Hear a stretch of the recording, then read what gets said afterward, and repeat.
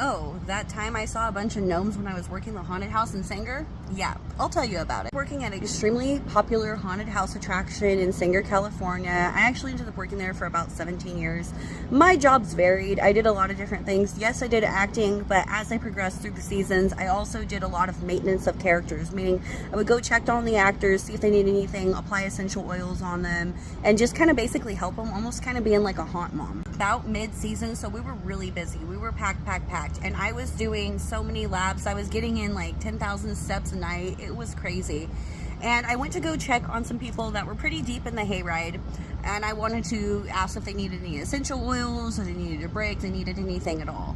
While I was out there, I decided, you know what, my feet hurt. I need essential oils. So I decided to go take a back seat behind one of the little scenes that was going on and apply some essential oils to my feet. So I had to take off my socks and shoes, my boots and all that, and I was gonna go ahead and put it on the bottoms, and then I was gonna go about my business. So as I'm doing that, I am watching the little actors go about and do their things, and I'm noticing as the trailer's going by, as an actor's going by, I'm seeing this little tiny thing go right behind one of the actors, and I was like, okay, I'm tired, what am I seeing? And I'd see a little pointed hat, and I'd see go following them the other way, and well, okay, all right, what am I seeing? And then I saw 3 or 4 of them chase after what the heck is this? So the trailer goes by, the actors are finishing with their scene, and one of them comes up to me and she says, have you been watching the gnomes chase after me?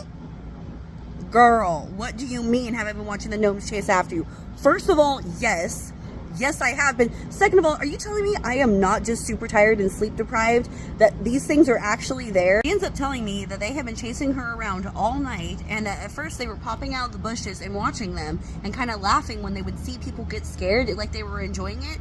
And it was almost like the little gnomes wanted to join in, chasing and scaring people. So they were. When the actor would go running by, the gnome would chase after. The very first time I saw a gnome, but that wasn't the last. I ended up seeing little yellow hat gnomes all in my yard running around, and I didn't know anything about it, and I kept telling my mom, I keep seeing little pointed yellow hats running everywhere, and my mom ended up being the one to do the research. She found out gnome babies wear yellow hats, and they wear them until they're 40 years old, and when they're 40 years old, that's when they get to choose if they want to be a red hat or a green hat. Green hats live in the forest, and they take care of the plants and the animals. Red hats like to live among people in society, and they kind of just mingle with people. They're like the difference between a house gnome and a forest gnome. Both types of gnome are vegetarian, so they're not going to want to be eat any meat, but they do like berries and nuts and honey and bread and all that kind of sweet stuff. And I found out that gnomes wear a white hat that they place over their traditional hat whenever they want humans to see them, which I thought was interesting because gnomes never take their original hat off. So like if they pick red hat or green hat, they keep that hat for the rest of their life. And if something were to happen to that hat, it's akin to if they lost a body part. Like they never recover from losing their hat. I've been loving the comments, and I just want to know, have you ever seen a gnome? Have you thought you saw a gnome? What's the strangest thing you ever seen? I'm looking forward to reading about it.